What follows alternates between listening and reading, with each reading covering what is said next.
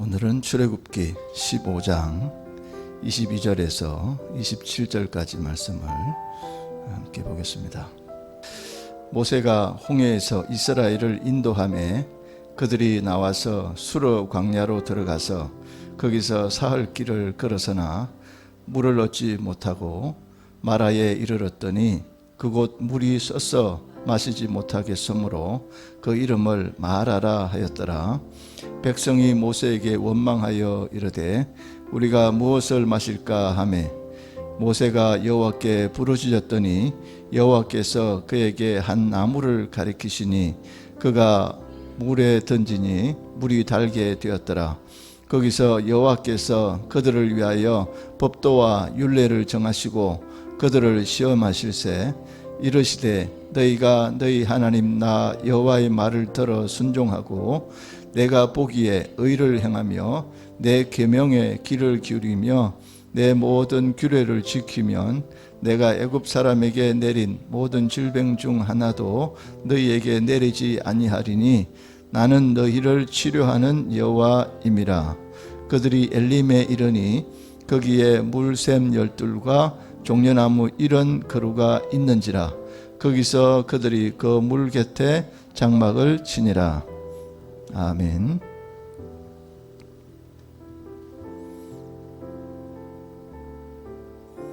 여러분과 저의 그 원래 본 모습이 어떤가 궁금하다는 분들이 계십니다. 우리의 본 모습은 오늘 에베소서 2장 2절과 4절에 정확하게 우리의 정체를 기록해 놓고 있습니다. 그는 허물과 죄로 죽었던 너희를 살리셨도다. 그때의 너희는 그 가운데서 행하여 이 세상 풍조를 따르고 공중의 권세 잡은 자를 따랐으니 곧 지금 불순종의 아들들 가운데서 역사하는 영이라. 전에는 우리도 다 그 가운데서 우리 육체의 욕심을 따라 지내며 육체와 마음에 원하는 것을 하여 다른 이들과 같이 본질상 진노의 자녀이었더라. 아멘. 여러분과 저의 그 원래의 정체성은 죄로 인해서 완전히 죽었던 모습입니다. 그래서 그 가운데 행하여 이 세상 풍조를 따르고 공중의 권세 잡은 자를 따랐으니 불순종의 아들들 가운데 역사하는 영이라. 그 영을 따라다녔던 우리들이라는 것입니다. 그래서 육체의 욕심을 따라 지내고 육체의 마음과 원하는 것을 하여 다른 이들과 같이 본질상 진노의 자녀로 살아갈 수밖에 없는 그런 모습이었다는 것입니다. 그 다음에 이사야 53장 5절 6절에 보면 그가 찔림은 우리의 허물 때문이요 그가 상함은 우리 죄악 때문이라. 그가 징계를 받음으로 우리는 평화를 누리고 그가 채찍에 맞음으로 우리는 나음을 받았도다. 우리는 다 양 같아서 그릇 행하여 각기 제 길로 갔거늘 여호와께서는 우리 모두의 죄악을 그에게 담당시키셨도다.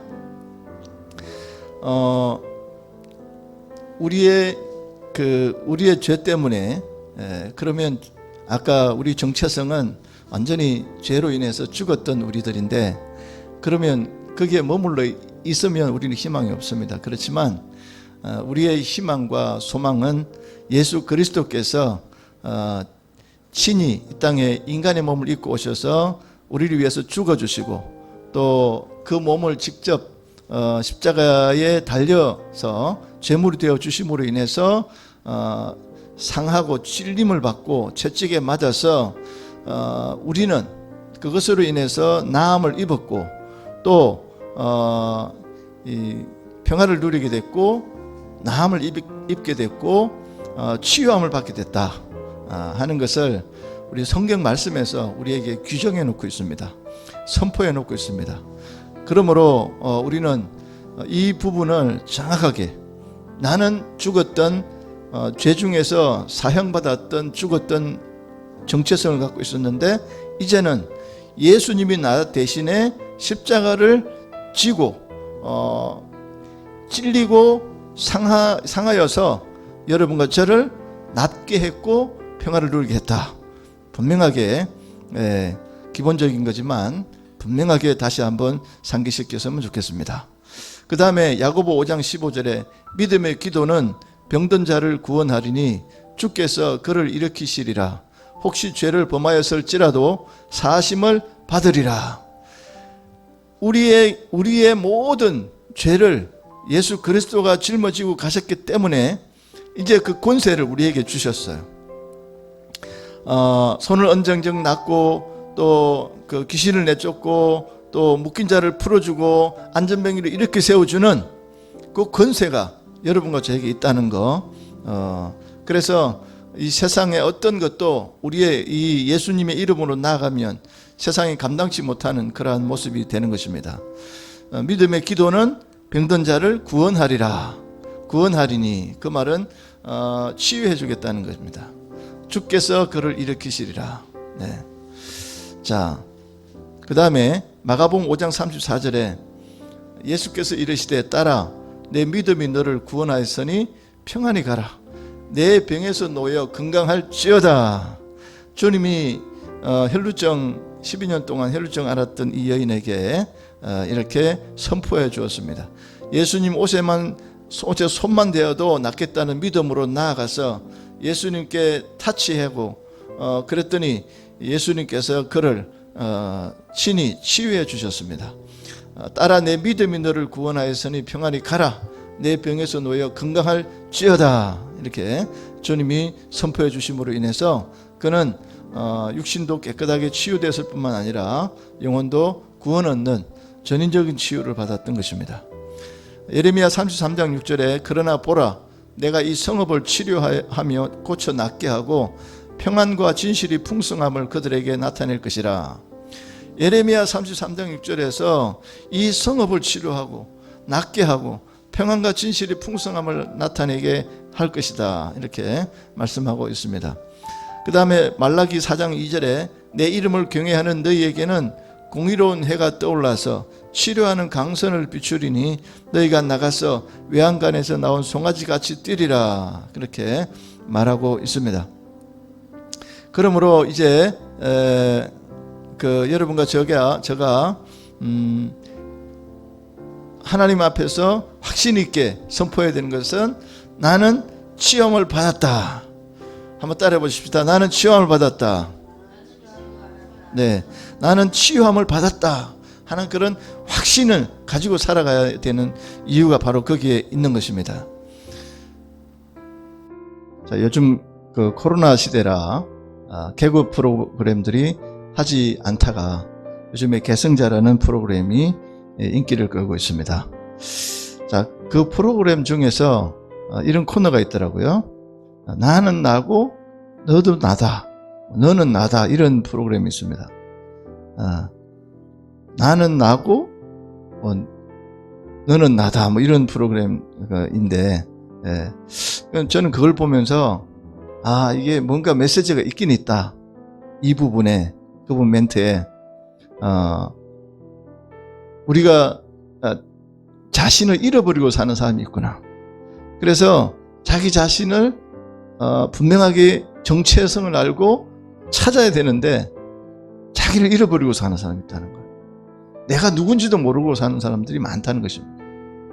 굉장히 불행한 그런 사람들이죠. 네. 그래서 요즘 청소년들의 선망의 직업이 가수가 많다고 해요.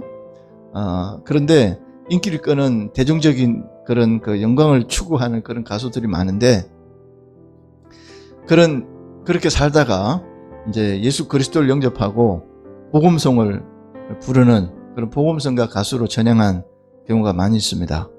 그 중에 하덕규라는 가수, 그가 작사 작곡한 노래 중에 가시나무라는 노래가 있잖아요. 지난번에도 한번 얘기했지만 조성모가 다시 불렀는데 그 중에 가사 중에 이런 내용이 있습니다. 내 속엔 내가 이길 수 없는 슬픔, 무성한 가시나무 숲 같네. 바람만 불면 그 메마른 가지 서로 부대끼며 울어대고 쉴 곳을 찾아 지쳐 날아온 어린 새들도 가시에 찔려 날아가고, 이런 말이 있습니다. 쉽게 말해서 자신의 마음에 마치 마음이 가시나무 숲 같다는 거예요. 바람이 불면 그 메마른 가지들이 서로 부대끼면서 막 그 소리 나는 것이 우려되는 것 같고, 또한 쉴 곳을 찾아서 날아온 어린 새들이 그 가시에 찔려가지고 상처만 입고 가버린다는 거예요. 쓸쓸한 마음, 상처 입은 마음, 두려운 마음, 뭔가에 집착하는 마음으로 살아가는 이들이 이 세상에 참 많다 하는 그런 것을 표현해 주고 있는 것입니다. 그래서 세상에서 나라는 존재는 너무나 중요한데 진정한 참된 나를 찾지 못하고 방황하는 사람들이 너무 많다는 거예요. 나를 찾았다고 했는데 진정한 나의 참모습이 아니고 거짓된 나, 왜곡된 나, 또는 포장되어 있는 나, 잘못 파악된 나를 알고 있더라는 것입니다. 그래서 내가 판단하는 나와 다른 사람이 평가하는 나와 그 사이에는 거리감이 있다는 것입니다. 행복한 나와 불행한 나, 풍요로운 나와 빈곤한 나, 치유된 나와 상처 입은 나, 내 속에서 울고 있는 나가 있고 웃고 있는 내가 있고, 안식과 쉼이 있는 내가 있고 피곤에 지쳐 쫓기는 내가 있고, 할 수 있다는 자신감에 확신이 차 있는 내가 있고, 불가능하다고 지쳐있는 좌절감과 패배감에 젖어 있는 내가 있다는 것입니다. 누군가로부터 위로와 사랑과 인정과 존경을 받고 싶은 내가 있는가 하면 누군가를 위로해 주고 싶고 사랑해 주고 싶은 그런 내가 있을 수 있다는 것입니다. 자, 오늘 서론으로 도대체 여러분과 저는 본인 나를 찾았습니까? 여러분은 이 기독교 신앙을 선택할 때 무엇 때문에 선택하셨습니까? 그것이 진리이기 때문에 선택하셨나요? 아니면 어떤 거기에 뭔가를 주신다고 하니까 선택하셨나요? 굉장히 중요한 얘기입니다. 어떤 유명한 철학자는 그리스도의 최대의 적은 실용주의다 이렇게 말했다고 하는데, 실용주의란 뭐냐면요, 진리가 어떻든지 관심이 없습니다. 십자가가 어떻고 관심이 없어요. 다만 그것이 나에게 어떤 유익을 주느냐만 따지는 거예요. 거기에 관심을 갖습니다. 만약 그런 동기로 예수를 믿었다면 환난과 핍박이 왔을 때는 그런 신앙은 설 자리가 없습니다. 반드시 넘어지고 마십니다. 또 어려움이 닥쳐오면 넘어지고 마는 거죠. 네. 그래서 부자 청년이 예수님을 등진 것도 그런 이유인데, 예수님을 찾아와서 영생을 얻으려면 어떻게 하면 좋겠습니까? 물었습니다.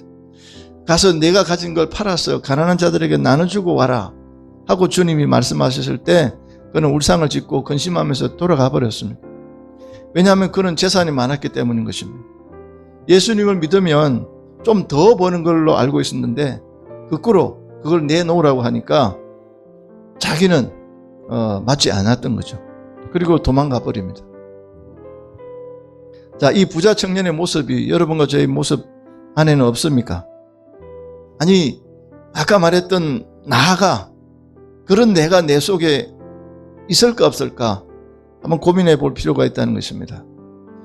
잘 살기 위해서만, 어떤 축복을 받기 위해서만, 어떤 뭔가 조건을 주고 그걸 해결하기 위해서만 주님을 믿느냐? 사실은 그거는 참된 진리를 모르는 분이라고 하는 것입니다. 예수님께서 씨 뿌리는 비유에서 우리가 다 알지만 가시밭에 뿌려진 그런 것에 대해서 말한 적이 있습니다. 이 사람은 말씀을 잘 받아들입니다.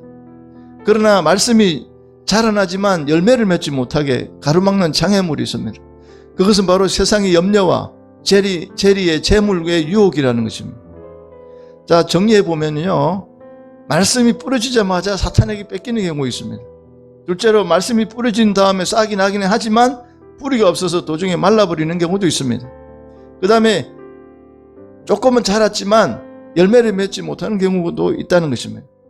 자, 그 원인은 각각 사탄과 또 여러분과 제가 추구하는 어떤 편안함, 그 속에 있는 실용주의적 신앙, 또 세상의 염려와 재물, 이런 것들이 또 하나는 나의 잘못된 어떤 사상이나 내 속에 있는 어떤 치유되지 못한 어떤 상처, 이런 것들이 하나님을 바르게 보지 못하게 만드는 하나의 그런 가시가 될 수 있다고 하는 것입니다. 그래서 오늘 이제 본문으로 들어가 보면 인간의 연약함을 아주 여실히 증명해 주는 본문 아니겠습니까? 역사상 최대의 기적이라고 일컫는 홍해의 기적을 체험하고 단 3일 만에 이스라엘 백성들이 넘어지는 그런 모습을 보게 됩니다. 역설적 아니겠습니까? 딱 홍해를 건너고 나서는 얼마나 많은 사람들이 막 할렐루야 찬양하고 기뻐하고 꿈꾼 것 같고 그렇게 노래를 하고 그랬지 않습니까? 그런데 3일도 못 가서 3일 만에 그들은 넘어지게 됩니다. 왜 그럴까요? 그럴 수밖에 없었던 것 같은데 그런 일은 너무 자주 목격합니다. 자, 무엇 때문에 이스라엘 백성들이 넘어졌습니까? 본문을 깊이 묵상해 보면은 백성들의 처지가 이해도 됩니다. 홍해를 건넌 후에 수르 광야로 들어가서 사흘 동안 물을 얻지 못했습니다. 간신히 마라라는 연못에 도착을 했는데 그곳 물이 써서 먹을 수가 없습니다. 그런 상황에서 이스라엘 백성들이 모세를 원망한 것입니다. 충분히 이해도 되고 합리적인 이유도 있습니다. 자, 충분한 그런 합리적인 이유가 되지 않습니까? 어떤 어려움을 당한 어떤 분을 보면 그분 입에서 불평하고 원망하는 것을 보면 충분히 이해가 됩니다. 함부로 그분 보고 믿음이 없이 그렇게 말하지 말라고 정죄할 수도 없습니다. 자, 믿음은 이해성이 부족한 사람을 만드는 것이 결코 아니기 때문에 그렇습니다. 누가 어려운 처지에 있어서 불평불만하고 원망할 수도 있습니다. 직접적으로 우리는 그분에게 믿음을 갖다 대면서 왜 믿음 없이 그렇게 말하느냐라고 그렇게 말할 수도 없습니다. 자, 이거는 다른 사람에게 적용하는 것이 아니라 나에게, 여러분 스스로에게 적용해야 하는 것입니다. 스스로 넘어지는 자기의 모습을 보면서 왜 그럴까? 왜 연약함 속에 넘어질 수밖에 없을까? 고민해야 되지 않겠습니까? 충분히 고민해야 될 것입니다. 자, 24절에 보면요, 백성이 모세를 원망하여 가로되 우리가 무엇을 마실까 하며 모세를 원망할 뿐 아니라 탄식을 늘어놓습니다. 무엇을 마실까? 굉장히 중요한 논지 중에 하나입니다. 지금 이 시점에도 같은 얘기를 하는 분들이 있습니다. 무엇을 마실까? 도대체 교회가 예수 믿는 사람들이 세상의 어려움에 답을 던져줄 수 있느냐? 라고 질문하면 여러분과 저는 뭐라고 대답하시겠습니까? 우리는 분명히 알아야 될 것입니다. 그런데 믿음의 사람 모세는 확실히 달랐습니다. 하나님께 부르짖더라. 하나님께 간절히 기도했더라. 그리고 기도했더니 하나님께서 한 나무를 지시하셨고 그 나무를 물에다 던졌더니 썬물이 단물이 되어서 마실 수 있게 되었습니다. 할렐루야. 자, 엄청난 기적이다 이럴 수 있잖아요. 기적은 기적입니다. 그런데 우리가 거기서 메시지를 우리가 들어야 되는 것은, 자, 26절에 보십시다. 가라사대 너희가 너희 하나님 여호와의 말을 청종하고 나의 보기에 의를 행하며 내 계명에 귀를 기울이며 내 모든 규례를 지키면 내가 애굽 사람에게 내린 모든 질병의 하나도 너희에게 내리지 아니하리니 나는 너희를 치료하는 여호와임이라. 자, 하나님은 이 구절에서 분명히 말씀하고 있습니다. 내가 애굽 사람에게 내린 어떤 질병도 모든 질병의 하나라도 너희에게 내리지 않겠다고 약속하고 있습니다. 나는 너희를 치료하는 여호와임이라. 나는 너희를 치료하는 여호와다. 나는 너희를 치료하는 여호와이다. 나는 너희를 치료하는 하나님이다. 나는 너희를 치료하는 예수다. 그렇게 선포하고 있잖아요. 이것을 말씀에 하나님께서 끊임없이 우리에게 지금 말씀해 주고 있다고 하는 것입니다. 그러면 병원도 필요 없고 아무도 필요 없겠네요. 그런 차원의 치료가 아닌 것입니다. 자, 그러면 어떤 것을 지키면, 어떤 조건에 이르면 하나님이 그렇게 하신다고 그랬습니까? 자, 몇 가지 실천적인 어떤 원리가 있는데, 하나님은 치료해 주시겠다고 약속 때문에 우리는 그것 믿고 의지하면 하나님은 치료해 주신다고 하는 것입니다. 이 세상의 의사도요, 자기 자신은 치료하지 못한다고 합니다. 자, 그리고 우리가 의사한테 나갔을 때 어떻게 합니까? 솔직하게 우리 모습을 의사한테 내어놓아야 치료될 수 있습니다. 자기 마음의 병과 교만을 어떤 것을 인정할 때 치유가 일어나기 시작합니다. 그거요, 그 의사 말 그게 아닙니다. 내가 옛날부터 살아와서 내가 이렇고 내 생각에는 그런데 어떻게 그게 되겠습니까? 여러분, 나만 장군이 엘리사를 찾아갔습니다. 그 큰 그 대국의 그 군대 장관이 지금 자기의 병이 들어서 그 엘리사를 추천받고 찾아갔습니다. 가서 뭐라고 합니까? 아하! 내 생각에는 저분이 나와서 나를 영접하고 무릎을 꿇고 와서 머리에 손을 얹고 아니면 어떤 뭔가를 해주기를 바라고 갔는데, 아니 종을 하나 내보내가지고 요단강에 가서 7번 씻으라고 그렇게 말을 해버리는 거예요. 네. 그때 옆에 있는 계집종이 뭐라 그랬습니까? 화가 이만큼 났는데 그거보다 더한 것도 할 수도 있지 않느냐는 거. 근데 물에 가서 그냥 7번 들어갔다 나왔다 하는 게 뭐가 힘드냐고. 한번 해보자고. 그랬더니 그대로 깨끗하게 치유돼 버렸습니다. 할렐루야. 바로 하나님은요, 순종하고 믿고 그대로 순종하는 자에게 역사하신다는 거예요. 약속은 분명하게 있지만 못 믿고 의심하고 안 따르고 자기 의를 드러내고 자기 생각이 이렇다고, 내 생각은 그게 아닌데, 내 생각은 이렇는데 하는 사람에게는요, 역사를 하지 않더라고. 굉장히 중요한 얘기입니다. 예수님을 만난 사람 모두가 치료되었습니다. 여러분, 삭개오도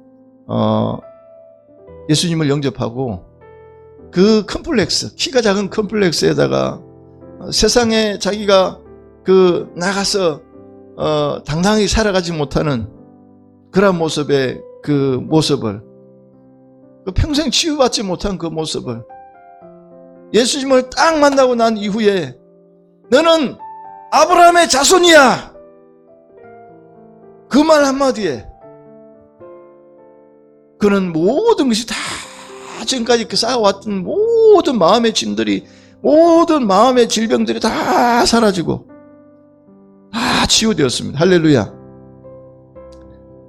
이제는 삶의 여유가 생겼습니다. 맞아요.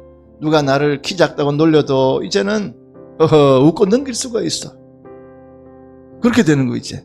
네. 원래 이제 안 다녀요. 그래 할 필요가 없는 거죠. 뭐 그뿐이겠습니까? 10명의 문둥병자, 한센병자들도 와서 예수님께 고침 받았습니다. 그 중에 한 사람만 와서 감사했더라 그랬습니다. 여러분, 사마리아 여자는 어떻습니까? 원래 물동이를 들고 와서 그 떼약볕에 와서 물을 길어서 남들 눈을 피해서 남들이 오지 않는 시간에 와서 물을 떠가려고 했는데 예수님이 기다리다가 그 여자를 만났습니다. 그리고 내가 누군지 알면은 나에게 물을 달라고 할 거다. 응? 나를 믿는 자는 그 배에서 생수의 양이 흘러 넘쳐나리라. 누구든지 목마른 자는 내게로 와라. 하나님이, 예수 그리스도가 그에게 예배의 자유와 그 심령이 묶여있고 눌려있었던 그에게, 율법에 눌려있었던 그에게 진정한 진리의 안에서 자유를 선포해주고 난 다음에 그가 어떻게 했습니까? 예수님을 만나고 나서 물동이를 일고 동네에 들어가서 외쳤습니다. 여보시오들, 내가 만난 예수, 나는 예수님을 만났습니다. 왜? 자기가 치유되었거든. 이제는 부끄럽지 않거든. 이제 마음에 있는 어떤 컴플렉스, 뭐 남편이 몇 명이고 그게 소용이 없거든. 과거가 문제가 아니거든. 이제 미래의 소망을 얻었거든. 할렐루야. 그래서 예수님을 만나면 이렇게 해결되는구나, 예수님을 만나면 치료되는구나, 예수님을 만나면 묶인 것이 다 이렇게 풀려나는구나.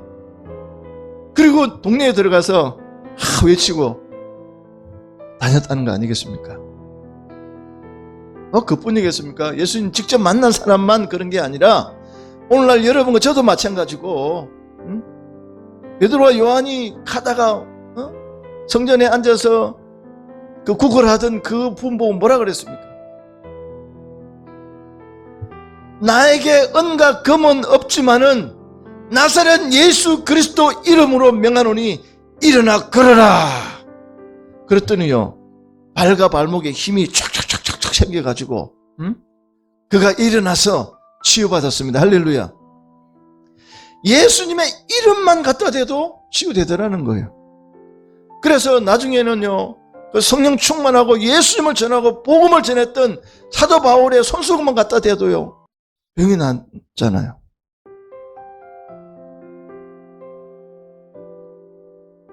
오늘날 쇼맨십의 약장사처럼 그렇게 하는 그런 거가 아니라 진짜 예수 그리스도를 믿고 의지하고 순종하고 믿음으로 나아가면 반드시 치유함이 있습니다. 하나님이 이미 우리를 묶였던 것을 풀어주셨고, 눈 멀었던 것을 뜨게 해주셨고, 안전병이를 이렇게 세워주신, 죽은 자를 살리신 예수 그리스도께서 하나님의 나라를 우리에게 선포해 주셨으므로 여러분과 저는 이제 세상에 속해 있지만 세상에 속한 자가 아니라 하늘나라에 속한, 하늘나라의 성민된 것을 믿습니다. 할렐루야. 그래서 우리는요, 세상에 살아갈 수밖에 없지만은 세상의 어떤 율법에, 세상의 어떤 권세에 눌려서 살 필요가 없습니다. 오직 우리가 바라봐야 될 것은 예수 그리스도를 바라봐야 됩니다. 할렐루야.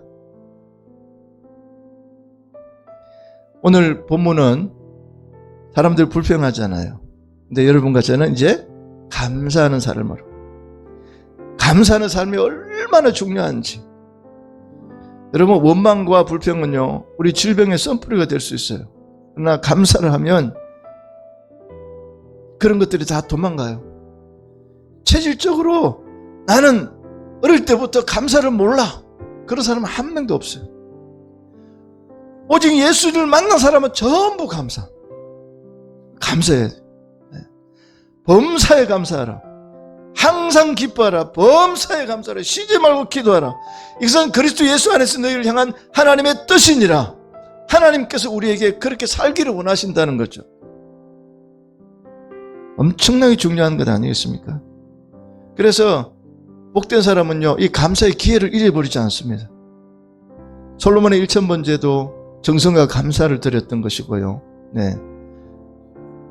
여러분, 그 철로 역정이라고 책을 쓴 존 버니라는 사람 알잖아요. 그럼 매주 교회에 나가서 예배를 잘 드렸던 사람이에요. 쉽게 말해서 신앙인이었습니다. 그런데 예배를 끝나고 집으로 돌아갈 때는 늘 이런 생각에 고민이 있었다는 거예요. 나는 이렇게 교회에 오랫동안 출석했는데, 나는 설교를 수없이 들어왔는데 왜 내 마음에는 하나님이 온전히 자리 잡고 계시지 않을까? 그러던 어느 날 충격을 받았다는 거예요. 자신의 마음속에 매주 떨어지는 말씀의 씨를 뺏어가는 존재가 있다는 사실에 깜짝 놀랐어요. 자기도 모르는 사이에 그걸 뺏기는 거예요. 그에게 신앙이 없었다 하더라도 그가 매주일 예배에 참석했다는 것은 하나님을 제대로 만나고 싶은 바람이 있었던 것이 아니겠느냐는 것입니다. 그런데 전혀 그런 깊은 신앙이 생기지 않으니 얼마나 답답했겠습니까? 그런데도 매주일 예배를 참석하고 그렇게 그 자리에 앉아서 예배를 드렸으면 참 신통방통한 일 아니겠습니까? 그런데 예배를 들을 때마다 말씀을 들었는데 그 말씀을 뺏어가는 어떤 존재가 있다는 거예요. 그걸 깨달은 다음에 충격을 받았습니다. 그 충격은 이루 말할 수 없잖아요. 자기도 모르는 사이에 뺏기고 있다고 하니 억울하기도 하고 이 도대체 어떻게 해야 되는지 고민도 되고, 그걸 깨달았고 난 다음에는 또 반갑기도 하잖아요. 왜? 이제는 깨달았으니까 길이 있잖아요. 그날부터 그는 사탄의 정체에 대해서 생각하고 연구했습니다. 사탄에게 뺏기지 않는 길에 대해서 생각했습니다. 그의 설교 듣는 태도가 달라졌습니다. 사탄에게 뺏기지 않는 말씀을 들을 수 있게 되었습니다. 마침내 그는 참된 믿음에 도달할 수 있었고 참 하나님을 만났습니다. 그 후 많은 그리스도인들에게 감동을 주는 철로역정이라는 저자가 되었습니다. 자, 여러분과 저도 혹 존 번영과 같은 고민을 갖고 있는 분은 안 계십니까? 적어도 일주일에 한 번은 교회에 나와서 예배를 드려야 된다고 하고 생각하고 의무적으로 교회에 나와서 앉아 있습니까? 어떤 설교에는 좋은 느낌을 받는데 어떤 설교에는 아무 느낌도 없어. 뭐 그런 식의 설교를 평가하고 있지는 않습니까? 어떤 말씀을 누가 전하든지 간에 하나님 말씀이면 실존적인 고민, 나는 도대체 진짜 하나님 만났을까 하는 그런, 하나님은 어떤 분일까? 나는 그 말씀에 비춰보고 나는 누구일까? 나의 영적인 현존은 지금 어디에 있느냐? 나는 치유받았을까? 나는 진짜 믿음일까? 그런 영적인 고민을 해야 되지 않겠습니까? 나는 지금 하나님과 관계가 바르게 있느냐? 나는 지금 하나님과 관계가 어떨까?